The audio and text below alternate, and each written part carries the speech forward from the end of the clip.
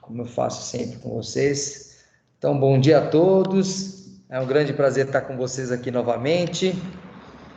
Estamos aí fazendo a nossa aula de número 13, né? Da matéria de sistemas operacionais. Penúltima aula, né? Semana que vem é a nossa última aula. Hoje nós vamos falar sobre a arquitetura dos programas Windows, né? E nessa arquitetura a gente vai comentar sobre a estrutura básica de um programa Windows, como é que ele trabalha, né? Entender alguns componentes aí do sistema operacional que existem, que faz com que a gente entenda algumas coisas que acontecem, muito legal. E aproveitando esse conhecimento, na segunda parte da aula, a gente fala sobre prioridades de execução no Windows.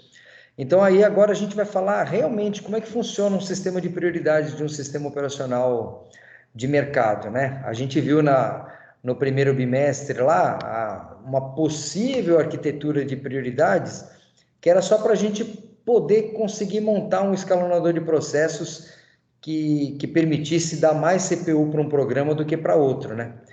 Mas agora a gente vai ver como que funciona isso na prática, porque aquele modelo lá, por mais que ele fosse muito fácil de implementar, ele não é um modelo muito adequado, né? Porque, não sei se vocês lembram, a gente conseguia definir a porcentagem de CPU para um programa, e normalmente isso não é a parte mais interessante, porque pode ser que o programa, independente se ele é grande ou pequeno, pode ser que em determinados momentos ele não precise de CPU, tá? Então, na segunda parte da aula, nós vamos discutir isso direitinho para ver como que funciona. Inclusive, ele vai dar mais sentido, esse modelo vai dar mais sentido à palavra prioridade, realmente, tá? Em termos de execução.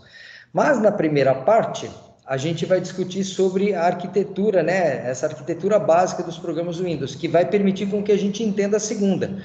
Se as pessoas não entenderem essa primeira, elas não conseguem entender a segunda, né? Eu vejo muita gente discutindo prioridades do Windows, e às vezes não conseguem entender como que funciona. Já tive discussão com pessoas até bem entendidas, mas eles não conseguiam conceber o funcionamento das prioridades porque não tinham exatamente o conhecimento dessa parte que a gente vai discutir agora, tá bom? Então vamos lá, aqui está falando do nosso conteúdo, que a gente vai falar hoje, tá? E a gente começa falando de um sistema de mensagens que existe dentro do sistema operacional. O que é esse sistema de mensagens? Ele é um sistema que permite com que os programas possam conversar com o sistema operacional. Na realidade, até é mais indicado ao contrário, fazer com que o sistema operacional possa conversar com os programas. Então, é um mecanismo que existe que permite com que o sistema operacional envie eventos para cada programa que está em execução. A gente começa a entender um pouco mais a necessidade de existir um mecanismo assim, quando a gente começa a analisar e perceber que cada vez mais os programas eles vão se tornando independentes de plataforma, né? E principalmente, não só de plataforma, mas principalmente de hardware, né? Vocês têm visto bastante isso, né? Então, por exemplo, um programa que vai estar trabalhando e ele precisa de um sistema de entrada de dados, por exemplo, a entrada de dados de um console de digitação, ele não precisa e não é adequado que ele faça um acesso direto ao hardware, por exemplo, a um teclado. A gente viu na nossa matéria que, por exemplo, eu fazer a leitura de um teclado, fisicamente, um dispositivo instalado ali na tua máquina, né, o hardware ali presente, eu precisaria utilizar instruções de acesso I/O, né? Instruções de I/O, né? Então, ler conteúdo da porta X.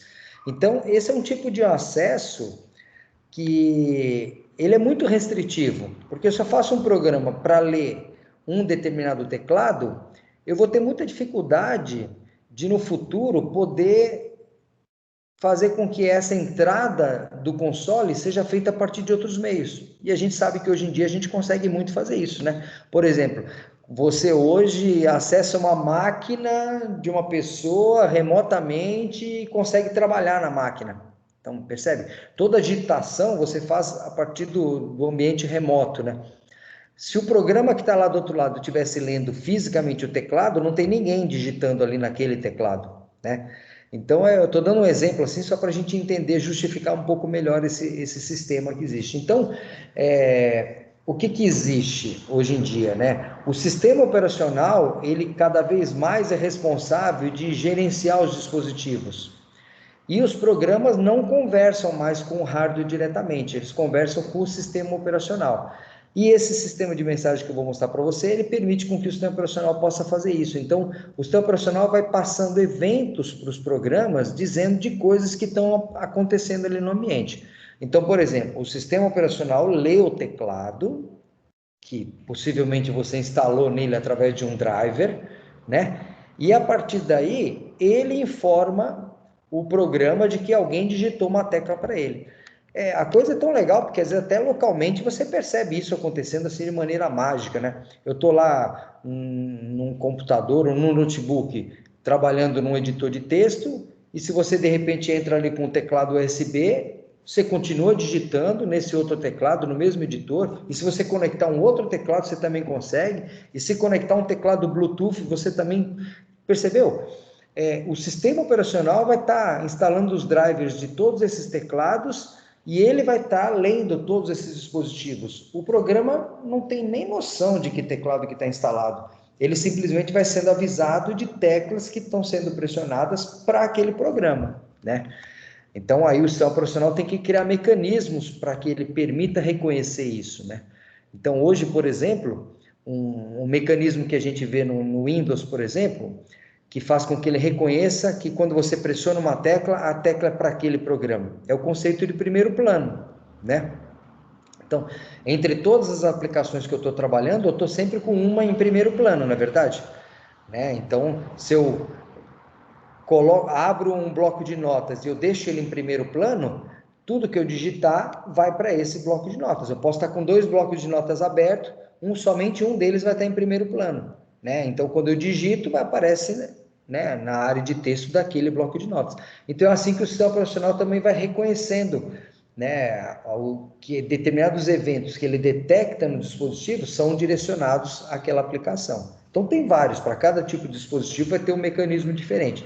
Eu comentei do primeiro plano porque ele é interessante para entender esse conceito do teclado. E é bacana falar isso porque às vezes muita gente nunca nem pensou nessa questão. Pô, é mesmo, né? Como é que pode? Eu ligo vários teclados e todos funcionam.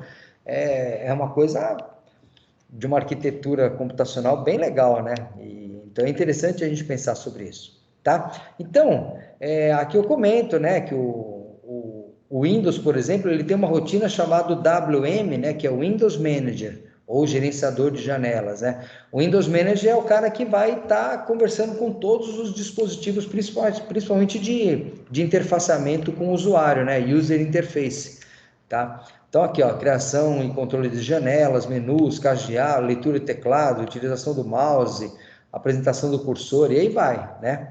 Então, um exemplo. E aqui tem um pequeno diagrama, ó, que mostra para a gente, por exemplo, como que funcionaria esse tipo de coisa, né?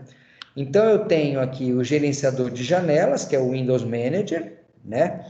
E o que acontece? Esse cara, ele vai estar lendo os dispositivos, aqui não está mostrando, né? E ele vai estar enviando eventos para as aplicações que estão sendo executadas. Como que ele faz esse envio de eventos? Ele faz fazendo uso de uma fila de mensagens que existe para cada aplicação, tá? Aí essa aplicação, por exemplo, ela pode ter várias janelas, né? E aí dentro dessa aplicação vai ser enviada, né, esse evento aqui para determinada janela que a aplicação está controlando para que ela possa ser tratada através de um manipulador de eventos, tá? Então, vocês já trabalharam muito com isso, não sei que nome que vocês davam para eles, mas agora a gente vai esclarecer um pouquinho em termos de arquitetura como funciona isso. Então, esse diagrama aqui, gente, é muito importante, tá? Para a gente ter uma noção de como funciona. E ele mostra principalmente essas filas de mensagens aqui, que nós vamos discutir elas um pouquinho para entender como funciona. E é até legal porque vai dar para a gente entender como certos eventos que vocês já viram acontecendo, situações que apareceram, como é que elas funcionam, né?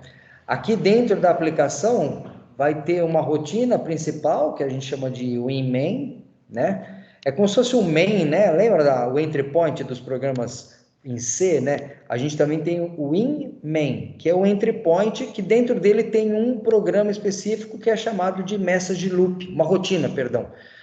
Esse message loop, também chamado por muita gente message pump, pump de bomba, né? No conceito de bombear mensagens, ele é a rotina que vai estar lendo as mensagens que vão chegando aqui nessa fila. E essa fila é implementada através de um buffer circular. Então, eu queria até mostrar isso para vocês. Eu vou só avançar mais um pouquinho, porque aqui tem um diagrama bem legal, que é até original de uma documentação da Microsoft. Olha lá, ele mostrando mais ou menos como é que essa coisa acontece. Eu queria pôr um pouquinho menor aqui. Aí, ó. Olha lá, tá vendo? Então, tem uma parte que corresponde ao Windows aqui, né? E é principalmente o Windows Manager que está aqui. Então, ó, a entrada do hardware, né, ele está sendo lido pelo sistema e está entrando aqui numa fila do sistema.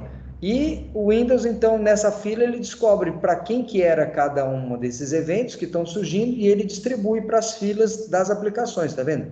A aplicação A tem uma fila, a aplicação B tem uma outra fila de mensagens. E percebam que aqui, ó, dentro da aplicação, vai ter, então, a função winMain. E dentro dela tem um message loop. Tá vendo? Aí, perceba que é igualzinho nas duas aplicações, né? E olha o que acontece aqui. Aqui tem um desenho mostrando que esse cara vai estar constantemente lendo a fila da aplicação. Então, se chegar uma mensagem para ele, ele vai despachar essa mensagem para algum procedimento de janela que está aqui embaixo, tá? Que é o tal do manipulador de evento. Daqui a pouquinho eu vou dar um exemplo disso, de forma que vocês vão associar com algo que vocês já criaram nas linguagens de alto nível. Então, esse diagrama aqui é bem legal para a gente entender como que funciona esse trabalho aí. Porém, para poder explicar, eu queria voltar um pouquinho nesse aqui e a gente tentar explicar como é que funciona esse esquema aí das mensagens, né? E principalmente como que trabalha a fila de mensagens, porque é muito importante entender essa fila de mensagens, principalmente para poder entender a questão desse tratamento, né? Para entender como é que o programa vai trabalhar. Nós vamos entender aqui como é que uma aplicação para, como é que ela trava, como é que ela para de responder. Às vezes o Windows não aparece lá, essa aplicação, esse programa não está mais respondendo. Tem tudo a ver com essa fila de mensagem. E principalmente é aquela introdução que eu comentei que a gente vai precisar para poder entender o sistema de prioridades do Windows. Então, para exemplificar isso aqui, ó, de uma maneira mais legal, eu vou tentar desenhar rapidinho. Isso aqui é bem rápido, ó. Vamos fazer um negócio bem rapidinho aqui, né? Então, eu tenho aqui o Windows Manager, né? Olha lá. Que nem tá naquele cara lá. Vamos fazer aqui rapidinho. Eu não vou pôr tantos detalhes. Deixa eu só marcar aqui que esse cara aqui tá... área, pensei que tinha... Vamos colocar aqui a área... Vamos colocar branco. Eita, passei, estou no lugar errado. Desculpa. Aqui, vamos colocar branco aqui, só para ele não incomodar muito. E agora vamos fazer o seguinte, ó. Eu vou criar aqui uma filinha de mensagens. Vou colocar esse cara numa cor mais área. Deixa eu colocar um cinza bem clarinho aqui para a gente brincar com ele. Ó, só para ele destacar aqui essa fila, ó, eu vou criar uma fila de mensagens. Ó. Agora eu vou explicar esse conceito de buffer circular. Eu não sei se vocês já estão acostumados, mas buffer circular, gente, é um negócio tão legal, porque ele, putz, quem for da área de programação, for, né, estiver sempre desenvolvendo aplicações, vai fazer, principalmente um pouquinho mais de baixo nível, ou às vezes até de alto nível, vai fazer uso dessa técnica direta, porque ela é muito legal. Então, aqui eu tenho, vamos chamar o nosso buffer circular, tá? Vamos colocar aqui, ó, fila de mensagens implementada através da técnica de buffer circular. E eu já vou explicar direitinho o que é esse buffer circular, tá? Então, vamos deixar, eu vou fazer assim, ó. Só para ficar parecido com o que está lá, vou puxar mais uma aqui. Aí vou trazer essa mensagem aqui para baixo.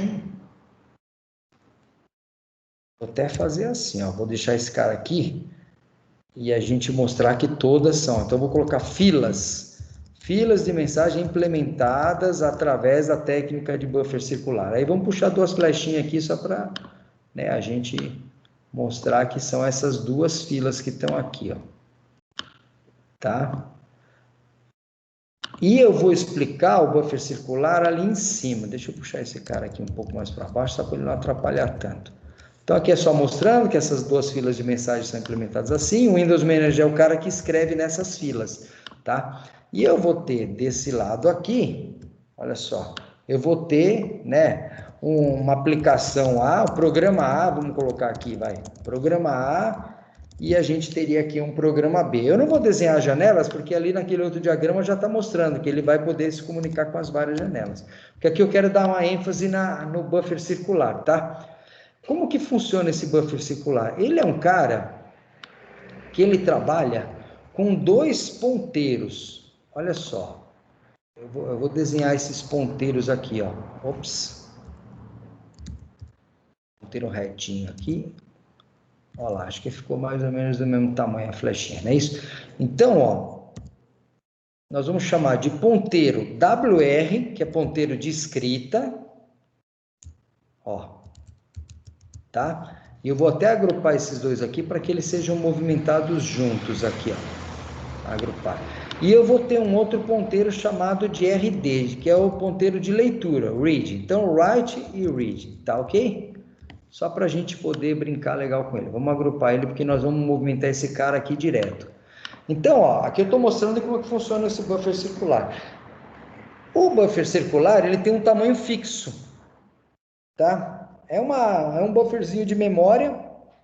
Cada arquitetura de sistema operacional vai definir quanto que ele vai ter ali, mas pode ser que ele tenha 20, 30, 40, 200 posições, não importa. A gente vai representar com esse pequenininho aqui, que é para a gente poder brincar de maneira tranquila.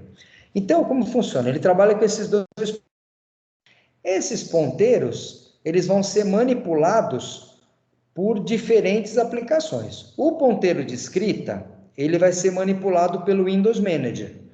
Toda vez que o Windows Manager detectar um evento, ele vem e coloca esse evento aqui no buffer circular e avança o ponteiro de escrita, tá? Então, depois eu dou um exemplo. E o ponteiro de leitura, ele vai ser manipulado pelo procedimento, pela bomba de mensagens que está dentro do programa, que é o Message Loop, tá? Então, aqui no nosso... Só, como eu já estou falando do Message Loop, vou avançar um pouquinho aqui, ó, para a gente ver. Aqui está dando exemplo de como funciona isso, falando da Winman, mas ó, o Message Loop é um cara mais ou menos como esse. Essa aqui, na realidade, é o Winman, né? Então, é por aqui que o teu programa começa a ser executado, ele faz algumas inicializações, mas perceba, olha o que acontece dentro dessa Winman. Ela entra num ponto aqui que ele faz um loop, tá vendo? Ó? Olha só.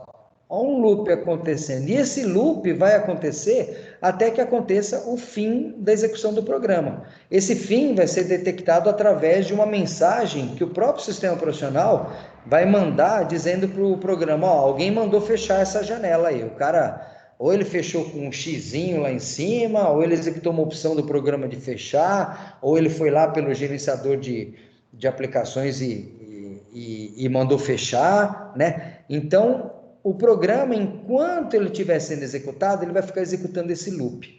E olha o que esse loop faz, ele lê mensagem da fila, ele está executando uma função aqui da API do Windows chamada getMessage, né? Esse lê mensagem só vai ser executado se esses ponteiros estiverem desalinhados. O que significa desalinhado? Desalinhado significa, por exemplo, que em algum momento, ó, o Windows Manager colocou um evento aqui, quer ver? Vou dar um exemplo. Alguém pressionou a tecla... Perdão, aqui. Alguém pressionou... Por que aconteceu isso? Alguém pressionou a tecla A. Na hora que o cara pressionou a tecla A, é gerado um evento. O evento é mais complexo, ele tem uma série de informações adicionais, mas eu vou colocar aqui só de uma forma simples. O Windows Manager vai escrever a tecla A aqui e vai avançar o ponteiro de escrita. Olha só.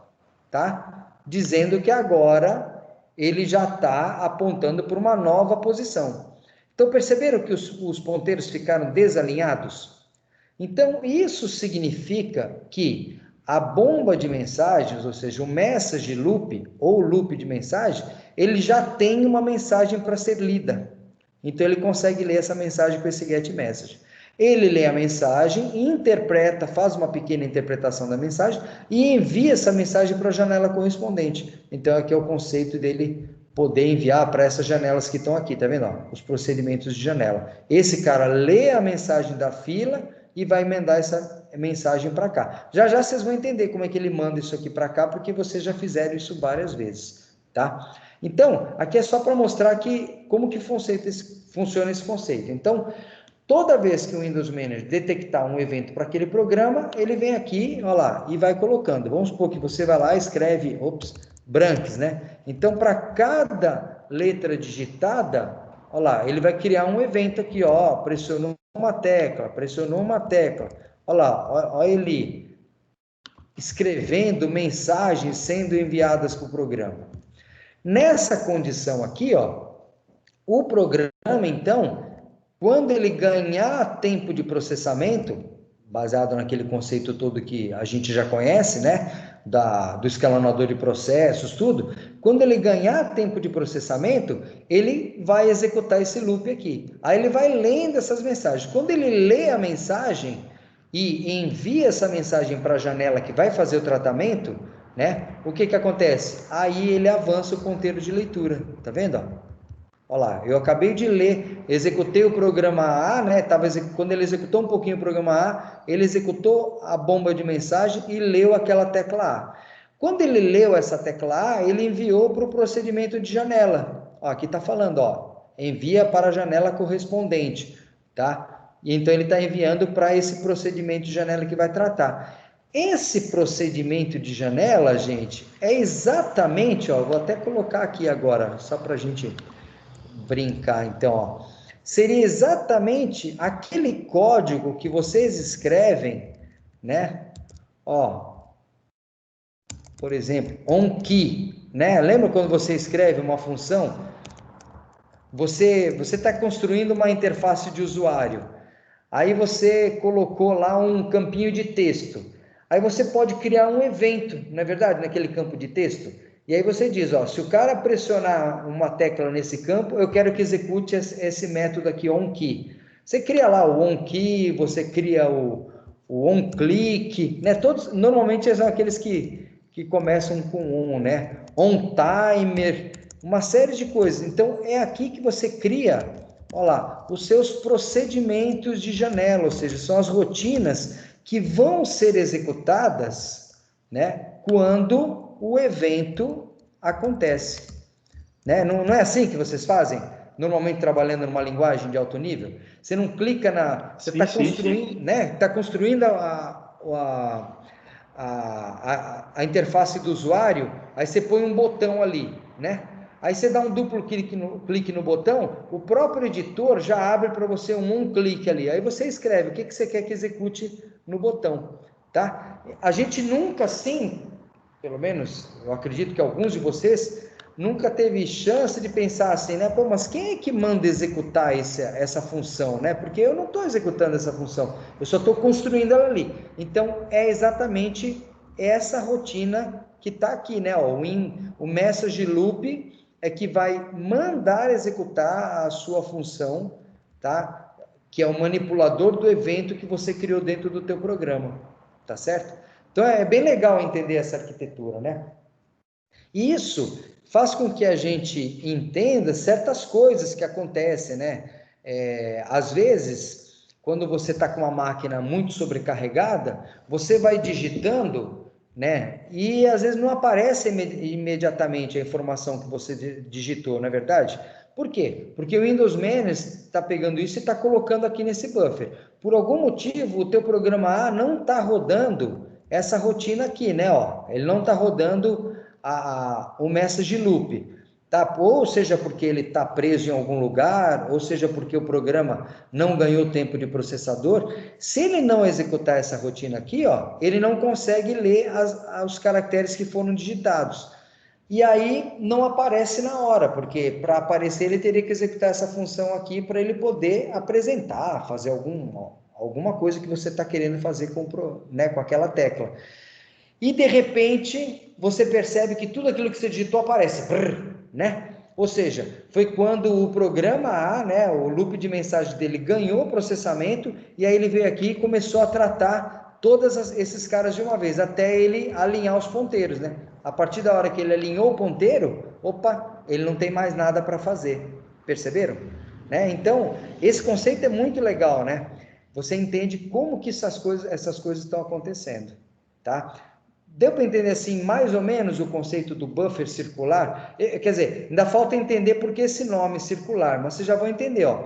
A partir de uma hora que o Windows Manager escreveu nesse buffer, né, avançou o ponteiro de escrita, e depois o teu programa leu esses eventos e ele avançou o ponteiro de leitura, o que acontece? Todo esse conteúdo que está aqui, ó, no buffer, já não tem importância nenhuma, perceberam? Eles já podem ser descartados naturalmente. Isso faz com que, olha só, o teu programa possa naturalmente, conforme vão chegando mais eventos aqui, ele vai avançando o ponteiro de escrita, quando ele chega aqui no final, o que ele faz? Ele volta aqui para o começo. Ele pode fazer isso, porque não tem problema ele sobrescrever esses caras aqui. Por quê? Porque eles já foram tratados, ó, o ponteiro de leitura está aqui. O que não pode acontecer é o seguinte, você, por algum motivo, esse cara aqui ficou parado, né? Alguém ficou enviando eventos para um programa, o ponteiro de escrita, ele estava aqui, né, ó, originalmente, né? Aí o ponteiro de escrita avançou, chegou aqui e voltou para o começo, né? E continua avançando, ó. Se ele chegar nesta posição, gente, estão percebendo o que aconteceu aqui, né? Ele só vai estar atrás do ponteiro de leitura se o ponteiro de escrita já deu uma volta, não é verdade? Tá? Porque ele nunca vai estar atrás, ele vai estar sempre na frente. Isso aqui significa que ele está na frente. Visualmente a gente parece que ele está atrás, né? Mas ele já avançou, chegou no final, voltou para o começo. Tá? Isso aqui acontece. Só que se ele chegar nessa situação, né? E esse cara aqui estiver parado, e eu nesse momento tentar digitar mais uma tecla, o sistema operacional não deixa esse evento ser registrado. Tá vendo? Ele está batendo na bunda aqui do ponteiro de read. Então, o Windows Manager não incrementa o ponteiro, porque se ele incrementasse e alinhasse novamente os ponteiros, o que aconteceria? Eu estaria matando todas essas mensagens que apareceram aqui no começo. Então, quando isso acontece até a nível de digitação, né, vamos supor, esse cara aqui travou, né, o programa A, por algum motivo, não está executando a bomba de mensagem deles, o message loop, tá? E aí o que acontece? O Windows Manager continua mandando eventos para o cara aqui. Aí, quando acontece isso, se você tenta digitar uma tecla e efetivamente seria mais um evento para aquele programa, o Windows chega até a te avisar disso. E ele te avisa emitindo um bip, tá? Dizendo, ó, esse evento foi ignorado. Antigamente, quando os sistemas eram mais instáveis e tinham mais dificuldade para tratar tudo isso, era muito comum, né? Você vê isso, quando um programa travava, se você passasse o cursor do mouse em cima do programa, o que acontecia? Só o fato de eu estar passando o cursor do mouse aqui em cima desse programa, está gerando um monte de mensagens aqui na fila, que ele vai passando, vai falando, ó, o mouse passou na posição tal, ele gera um evento, o mouse passou na posição tal da tua janela, gera um evento. E aí a bomba de mensagens vai tratando isso e vai mandando para os procedimentos de janela para ele tratar, para ver o que tem que fazer, né? É por isso que eu consigo, por exemplo, pegar esse quadradinho que está aqui, ó, e consigo arrastar para um lado e para o outro, ó, porque o programa está sendo avisado, né, através dessa fila de mensagem, que um monte de evento de movimentação do mouse está acontecendo. Então, quando travava o programa, né, o ponteiro de escrita chegava aqui, aí se você ficasse movimentando o cursor do mouse em cima da aplicação, ele fazia um bip, vários bips, fazia assim, ó, trrr, trrr, trrr. Conforme você movimentava o mouse, ele dava um bip curtinho, e como eram vários, dava esse efeito metralhadora, né? Trrr, trrr. Eu não sei se algum de vocês já viu isso, Isso a gente via muito mais no passado, mas era exatamente o efeito desse trabalho aqui que estava acontecendo.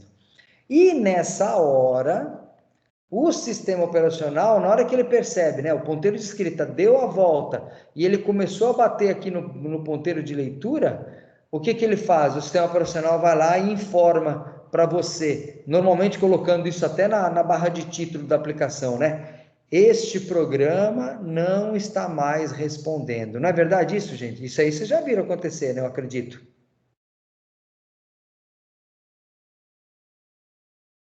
Alguém já viu acontecer assim? O programa não está mais respondendo. Ah, sim. Né? Então, vocês entenderam o princípio? Comigo teste bastante. Então, e às vezes ele não está respondendo, daqui a pouco ele volta a responder, né? Porque ele entra no ar de novo e aí o message loop começa a consumir todos os eventos que estão na fila, né? Aí o ponteiro de leitura vem, dá a volta aqui, vem para cá, lê tudo e se alinha novamente no ponteiro de escrita, né? Quando eles estão alinhados, significa que não tem mais evento, né? E quando não tem mais evento, gente, é tão legal porque isso significa também para o sistema operacional que aquele programa simplesmente não tem mais o que fazer. Olha que interessante, né? Interessante esse conceito. Ele não tem o que fazer. Se ele não tem o que fazer, o sistema operacional nem dá mais CPU para aquele programa, tá? E a gente consegue perceber isso, né? Vocês, eu não sei, deixa eu ver, eu vou fazer o seguinte, deixa eu executar aqui o gerenciador de tarefas. Vocês estão conseguindo ver o meu gerenciador de tarefas aqui, ó? Tá aparecendo para vocês? Sim, tá aparecendo. Então, isso começa a explicar por que a gente tem situações desse tipo aqui, ó. Não sei se vocês já se questionaram. Por exemplo, aqui, ó, o your phone, né? Tá dizendo aqui, ó, CPU 0%. Como é que o cara pode estar com 0%? Porque a fila dele de mensagem está zerada. Ele não tem nada para fazer. Então, essa porcentagem de CPU que aparece aqui, ela é uma porcentagem normalmente estatística, né? Ao longo de tantos intervalos de tempo, quanto que cada programa está utilizando de CPU. Mas você percebeu que o programa vai utilizando conforme ele vai precisando. Então, se ele em determinado momento ele não está precisando, ó, ele não está usando. Ó, o BR Office. Eu estou rodando ele aqui, ele está rodando aqui embaixo, né? Esse cara que está aqui é o BR Office. Ó, na hora que eu passo, olha que legal, eu fico passando o mouse em cima dele, ó, da janela dele, ó, aumentando aqui a porcentagem de uso dele. Aí eu parei agora, ó, o que acontece? Foi para 0, percebeu? Olha que legal. Se eu ficar rodando o mouse em cima da janela do gerenciador de tarefas, ele fica em 0. Agora, ó, eu vou começar a jogar mensagem na fila de mensagens dele, ó. Estou passando em cima dele, olha lá, ó, 0,7%, 1,1%. Se eu ficar mexendo mais e mais, ó, vai aumentando mais ainda a porcentagem, tá vendo? 1,7%, olha lá. Conforme mais frenético eu faço a coisa, eu vou parar, ó, vou vir para cá. Olha lá, ele vai caindo para 0. Não é legal? Percebeu? Então eu estou mostrando tudo, eu estou mostrando exatamente que isso está acontecendo. Ó, o Teams aqui está trabalhando, ó. Olha o Teams como está trabalhando, porque ele está compartilhando a minha tela com vocês, né? Eu está compartilhando o meu áudio, tá? Um monte de coisa. Ele está gastando CPU aqui, ó. Então, olha que legal entender isso funcionando, né? Tudo isso em função desse esquema aqui que a gente está mostrando da arquitetura dos programas Windows, né? Então, isso, você viu, a porcentagem, quando a gente via no primeiro bimestre, a gente calculava uma porcentagem, né? E dava uma prioridade para o programa e ele tinha aquela porcentagem e acabou.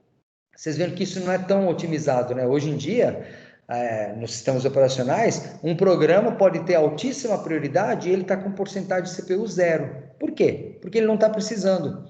Se ele precisar de CPU, ele vai ter prioridade, a CPU vai primeiro para ele. Olha que legal, esse sim é o conceito de prioridade. Aí sim, ele vai consumir CPU conforme ele vai precisar. É muito legal, meu. Fala a verdade, é um negócio assim, cara, é tipo da coisa que fala assim, caramba, eu escolhi a área certa, né? Saber essas coisas tão legal. Branquinha, o tamanho do buffer depende da memória RAM? Olha, eu nem sei te falar exatamente, porque isso vai depender muito de como o sistema operacional trata, né? O que eu poderia te garantir é assim, depende do sistema operacional. Então, Eu acho que ele usa tamanhos fixos, porque vai depender até de versões do sistema, tudo. E ele poderia, teoricamente, dependendo do tamanho da memória RAM, decidir se ele cria um buffer maior ou não. Esse buffer é criado dinamicamente, né?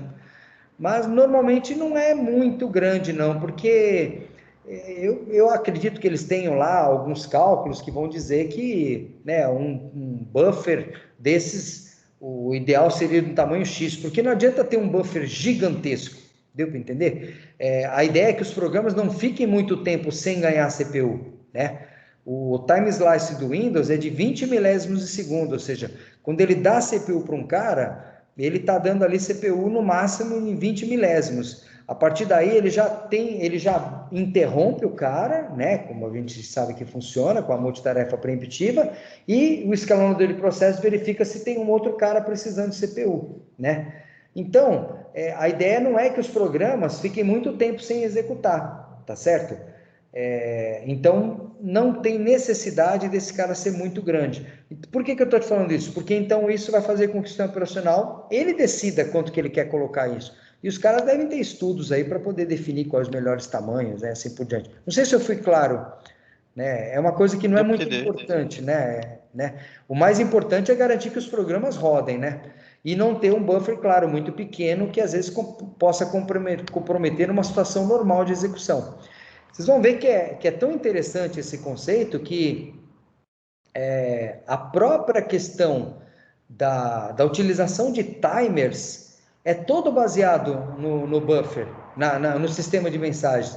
Então, quando você vai lá, por exemplo, e chega num programa e define um timer, eu quero um timer para ser executado a cada 100 milésimos de segundo. Você, no fundo, está falando para o Windows Manager colocar uma mensagem aqui no buffer a cada 100 milésimos de segundo, tá?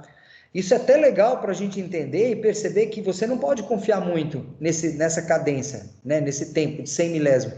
Se você criar um timer lá com 100 milésimos, quer dizer que você vai executar ele realmente a cada 100 milésimos? Não, provavelmente não. Primeiro que tem o time slice do Windows que é de 20 milésimos, né? Então, o que acontece? Se um programa está executando e surge uma mensagem, vai ter que terminar os 20 milésimos desse código para cair na tua bomba de mensagens, para o teu programa ler a mensagem. E pode ser que tenha mensagens já na frente. Então, pode ser que aquela rotina que era para ser executada a cada 100 milésimos, ela comece a ter uma oscilação, uma variação muito grande de tempo para executar. Tá? Então, por isso que o Windows não é chamado um sistema em tempo real. Ele não está preparado para executar uma coisa em alta performance no momento que tinha que executar. Se você está fazendo, por exemplo, a plotagem de um gráfico baseado na leitura de uma variável, né, real, de uma grandeza qualquer, uma pressão, alguma coisa, garantidamente você vai ter uma distorção, né, na hora de plotar isso aí, porque você não vai conseguir garantir o tempo, entendeu? Então é legal entender bem esse conceito. Eu até coloco aqui no material de vocês, ó, eu coloco falando do timer, né? Ó, timers falando, cuidado, né? Porque deixa eu ver se tem mais. Ah, não, é isso mesmo. Só esse trechinho aqui, ó. Porque o timer ele usa. Então, ó, se você ver a tua linguagem até permite que você coloque lá timers de 1 milissegundo, né? Meu, pode esquecer, cara. Se você pôr 1 milissegundo lá, você não vai garantir a execução desse cara de jeito nenhum. E se entrar alguma coisinha de prioridade maior, vocês vão ver daqui a pouco quando a gente falar de prioridades, aí que esse timer vai demorar para a rotina do on-timer dele aqui ser executada, entendeu? Vai dar uma variação no tempo de execução muito grande. Então é bacana entender isso, para você poder entender exatamente os riscos que você corre criando determinados tipos de aplicação, né? Você pode achar, às vezes tem gente que acha que até o timer é um recurso da linguagem, né? Aqui você vê que no caso o timer é um recurso do sistema operacional. E tem sentido, né? Por que o timer tem que ser um recurso do sistema operacional, né? Porque quem conta tempo? Quem conta tempo é um circuito eletrônico, concorda? Né? E o circuito eletrônico depende, ele tá aqui, ele é hardware. Então, ele é aquele negócio que eu falei, o programa não pode mais estar trabalhando com o hardware diretamente, né? Porque eu nem sei qual é o circuito eletrônico que eu tenho naquele hardware, né? Num PC eu tenho lá o circuito do 8253, aquele timer que gerando 1.193.180 pulsos por segundo. Mas e se eu tiver no meu celular? Como é que é o timer do meu celular, né? Como é que eu conto o tempo lá? Então, perceberam? É muito legal entender esses conceitos, né? E perceber que realmente tem que ser uma atribuição do sistema operacional, da plataforma, né? Porque ele que vai trabalhar diretamente com o hardware, e cada hardware hoje em dia é cada vez mais transparente para a gente. Isso é sensacional, né, gente? É um negócio... São coisas muito legais de se pensar, né? Para a gente poder ver como que um programa roda, né? Ai, caramba! E aí, deu para entender, então, o que é o buffer circular, né? Então, é o cara que tem um ponteiro de escrita, um de leitura. Quem manipula o ponteiro de escrita? O Windows Manager. Quem manipula o ponteiro de leitura? O loop de mensagem, ou message loop, né? Que a gente estava falando aqui, ó. Ó, tá vendo, ó? Tem gente que também chama de message pump, ou bomba de mensagens. Cuidado, são dois termos em inglês, dois termos em português, né? Ó. Loop de mensagens, que é o message loop, ou bomba de mensagens, que é o message pump, tá? E que é o que a gente fala sobre esse cara. E é esse cara que manipula o ponteiro de leitura, tá? Porque é ele que lê as mensagens que chegam na fila, tá? O que tem mais de importante? Quando ele lê essa mensagem, ele desvia essa mensagem para o manipulador de evento. Ó, também é um outro cara que tem vários nomes. Manipulador de evento é a mesma coisa que procedimento de janela. É isso?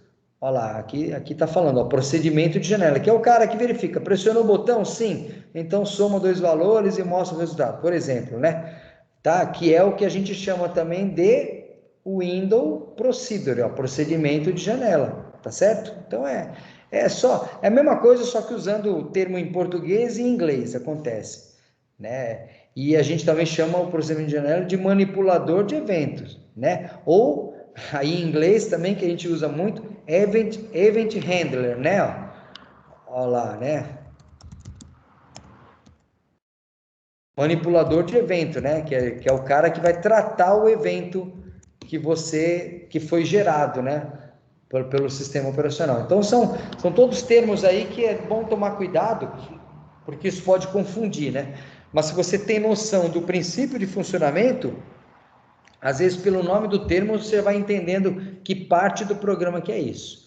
E a outra parte importante que a gente comentou aqui é a questão de você ter, né, entender que se o loop de mensagens para de ser executado por algum momento e vai acontecendo um enchimento do buffer circular aqui pelo Windows Manager, o sistema operacional avisa a gente, né?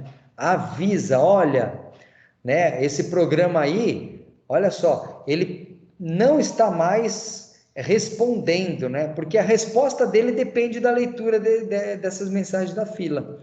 Então a gente tem que ter um pouquinho de paciência nessa hora. Não quer dizer que o cara travou completamente. Ele entra nessa situação, mas daqui a pouco ele pode se recuperar. E aí quando ele volta a ganhar a CPU, ele vem e lê todos esses caras, tá? Então isso é um negócio legal. E aqui acontece às vezes com a gente. Você digitou um monte de coisa, parecia travado. Daqui a pouco aparece tudo aquilo que você digitou, né? E às vezes o cara deu clique em um monte de lugar, aí todos esses cliques vão ser interpretados, não é verdade? Não acontece isso? Então tem que tomar bastante cuidado com esse conceito. E por último, o que a gente falou também, que foi legal, foi a questão dos timers, né? Então a gente viu que o timer, o teu programa, ele programa um timer. Só que quem trabalha o timer é a rotina do sistema operacional. E o que acontece quando o tempo passa, gente? Vamos ver se alguém lembra, que foi comentado. Você programou um timer lá para acontecer a cada 1 segundo. Quando passa esse 1 segundo, o que acontece, gente?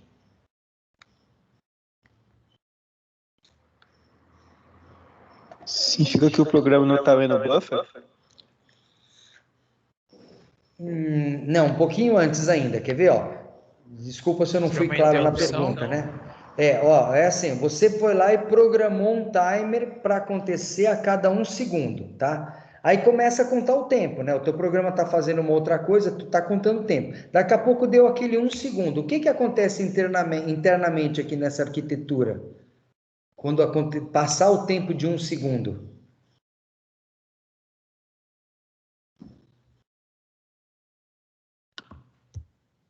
Aqui até assim, para a gente mais ou menos.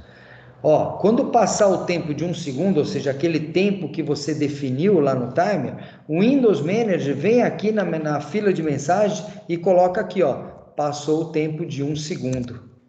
Ó que legal, tá vendo? Ó? E aí ele incrementa o ponteiro de escrita, tá vendo? Ó?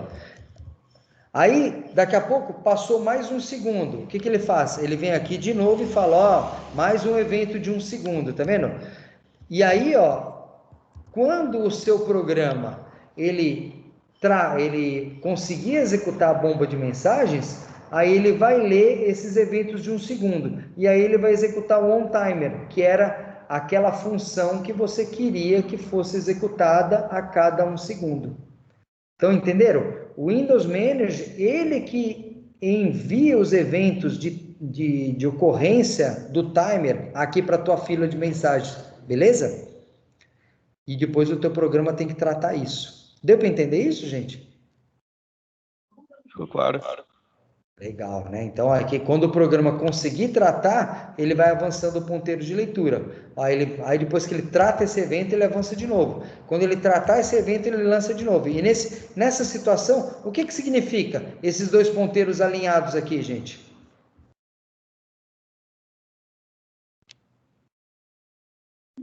Significa que o buffer já foi visto completamente.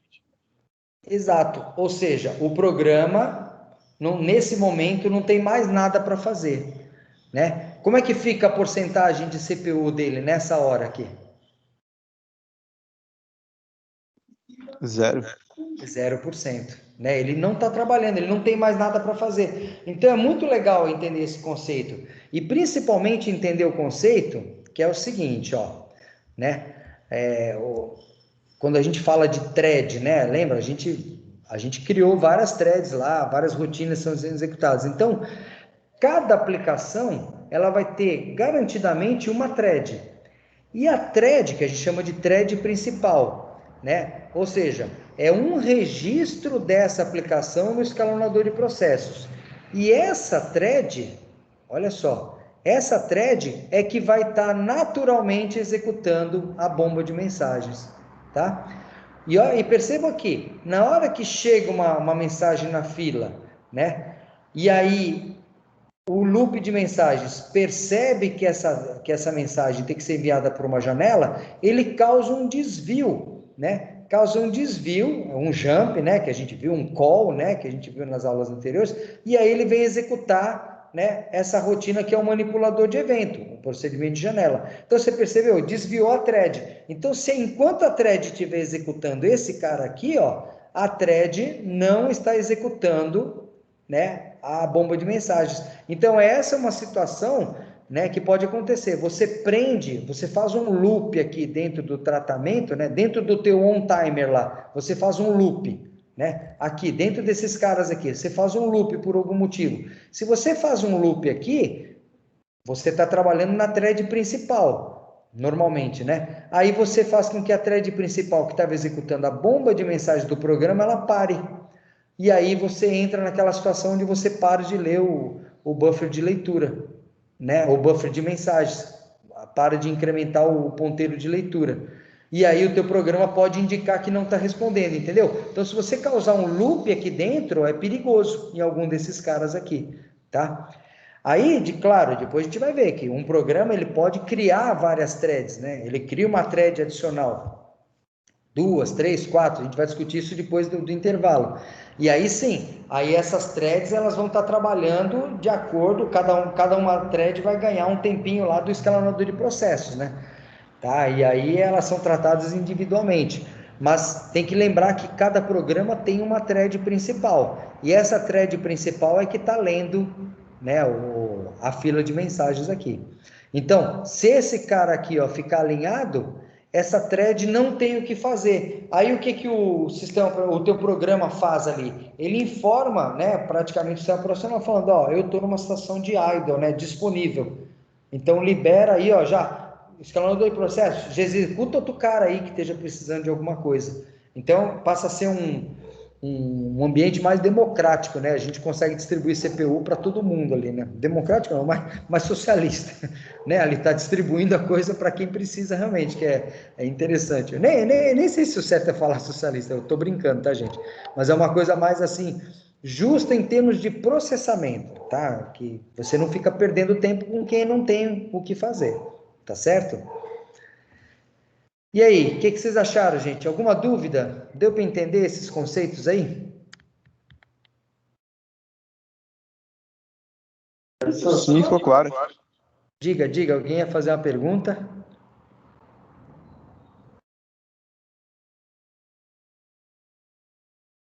Não, eu pensei que alguém ia fazer uma pergunta, desculpa. Então, é legal, né? É bacana entender esse negócio aqui. Eu não sei se todo mundo já sabia desses detalhes, mas eu acho que, de qualquer forma, eu tinha que falar, né? Para a gente poder refletir um pouco, né? E ver os efeitos. Depois a gente vai ver mais, porque vai ver efeitos disso, principalmente em relação às prioridades. E existe um negócio também chamado de prioridade dinâmica no Windows. Nossa, é sensacional.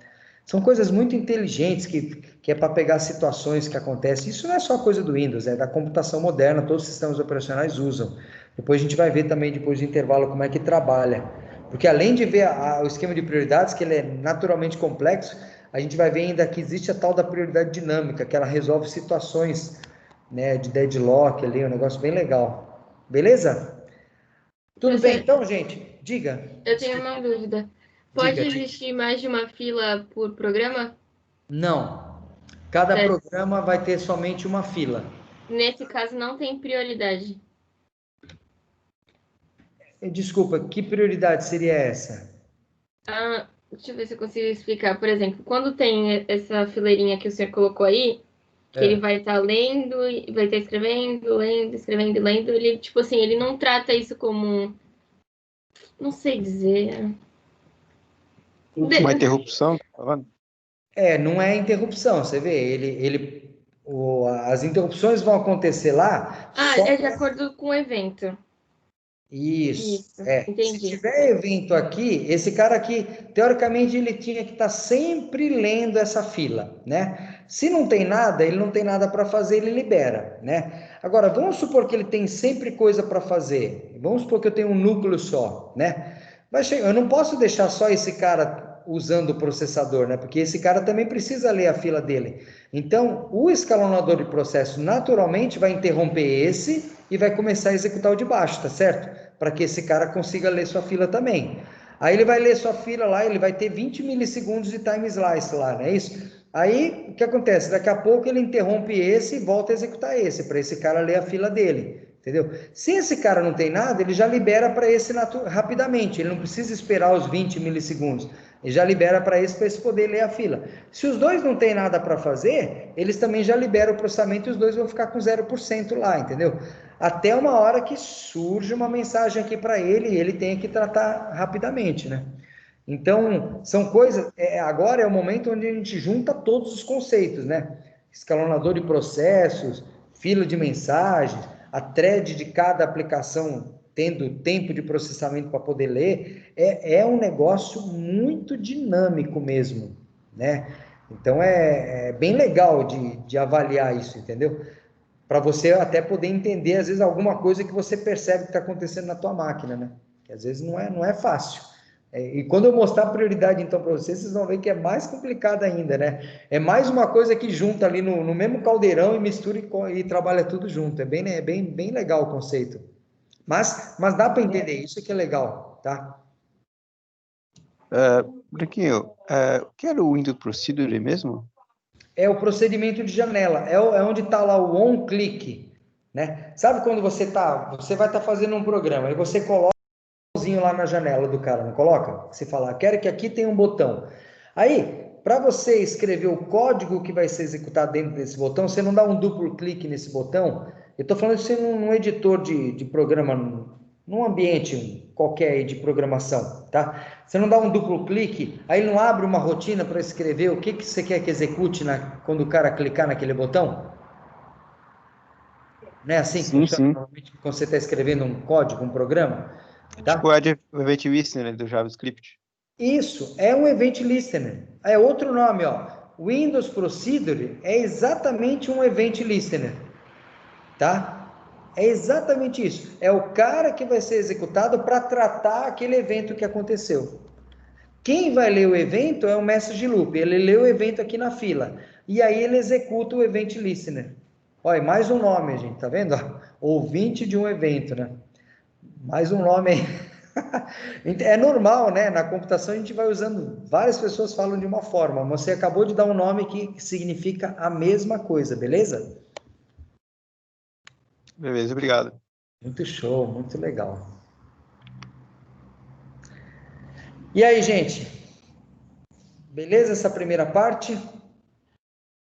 Então, só para a gente agora poder, né, revelar mais algumas dúvidas, eu deixei para vocês aqui alguns exercícios relacionados a essa primeira parte, tá?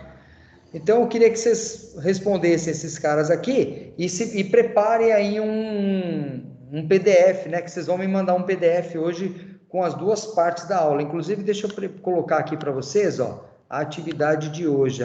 Agora, mudou aqui, né? Ao invés de tarefas, agora está chamando trabalhos, né? Então, fiquem espertos aqui que é a mesma coisa, tá? Então, eu vou clicar aqui em tarefas, o atual trabalhos, né? E vou colocar a atividade de hoje aqui, ó. Então, exercício da aula 13, ó. Vamos colocar aqui, ó. Aqui ainda aparece tarefa, tá vendo? Olha lá. Exercício aula 13. Então, o que a gente tem aqui é arquitetura, programas, Windows. Então, lembre-se que esse exercício é das duas partes da aula, tá? A primeira parte e a segunda, né? Enviar um PDF com as respostas, da primeira e segunda partes vamos colocar assim, partes 1 e 2 da aula 13, tá?